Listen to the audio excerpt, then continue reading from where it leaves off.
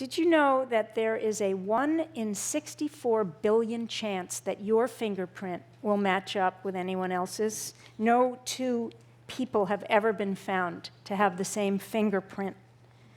When I was a practicing midwife after the baby was born, and I'd put the baby through all those tests, those medical tests, I'd take the baby and I'd stare at its little hand and I'd look at each little fingerprint like I was reading the baby, like I was reading the baby's soul. And greeting so many babies in their first minutes of life convinced me that we have two purposes here as human beings. The first is to study the fingerprint of your own soul, to know it, to love it, and to live by it. And the second purpose is to see and respect the soul in each other. It's like, I have a soul and a purpose, so I guess that other person does too. Now that sounds like a no-brainer, but it's one of humanity's biggest stumbling blocks.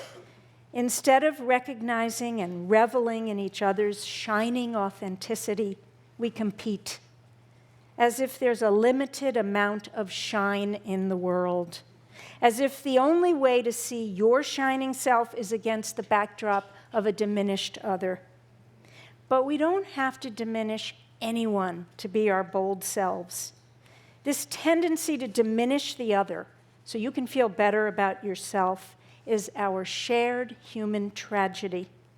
Friends and colleagues and couples do it, and tribes do it, and races do it, and nations do it. If you're like me, you probably wake up every morning and you say, "Oy, how are we going to get past that? What can I do to help our hurting world?" And after I flail around in worry and confusion, I always bring myself back to this. Go inside. Be true to yourself. And then grant full personhood, full soulhood to everyone you encounter today. And then a light will shine from within you and show you where to go.